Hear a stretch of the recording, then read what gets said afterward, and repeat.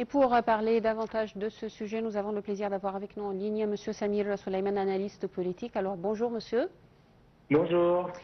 Tout d'abord, Monsieur Souleyman, j'aimerais commencer par le fait que l'Égypte accueillera ses prochaines réunions en fait en juin prochain à l'Alamein. Le choix de l'Égypte et ce que représente, c'est-à-dire l'organisation de cette conférence, de ce sommet ici en Égypte.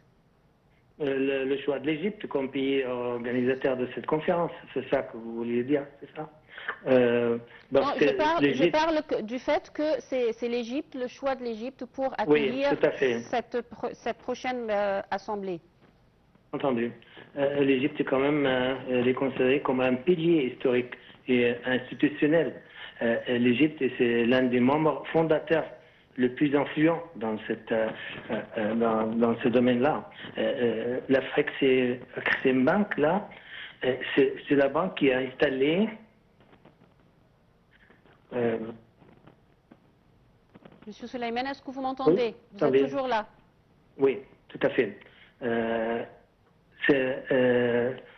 C'est un pilier historique. On a dit que l'Égypte est considérée comme un pilier historique et institutionnel. L'Égypte est l'un des membres fondateurs et plus influents. Alors, on parle en fait du développement entre... J'arrive tout de suite. L'Afrique Exim Bank, c'est la banque installée, il y a le siège déjà au Caire. Le pays démontre un engagement constant pour soutenir les institutions financières africaines.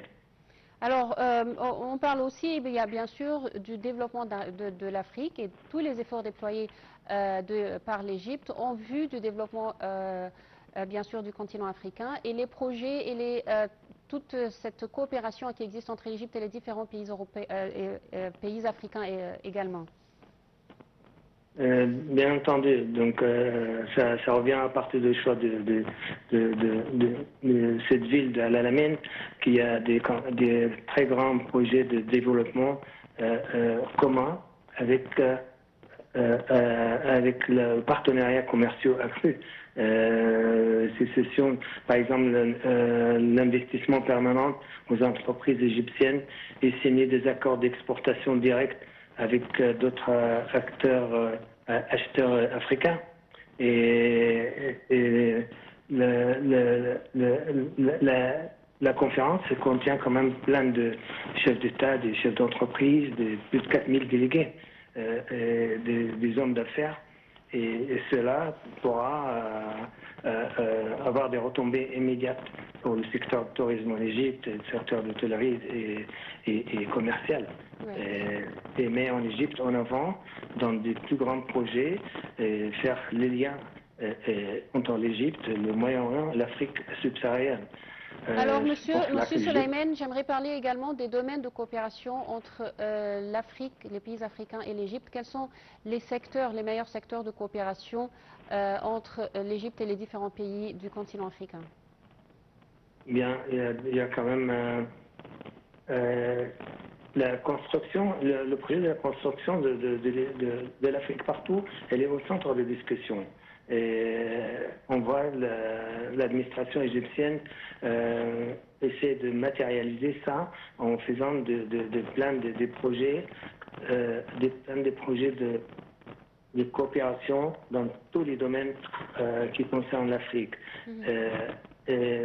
La banque Afrique Exim Bank et devient partenaire à 100% avec l'Égypte, pas un simple bâtiment moderne. Il profite de l'installation d'une ville comme Al-Alamein parce qu'elle est quand même devient un symbole de la modernisation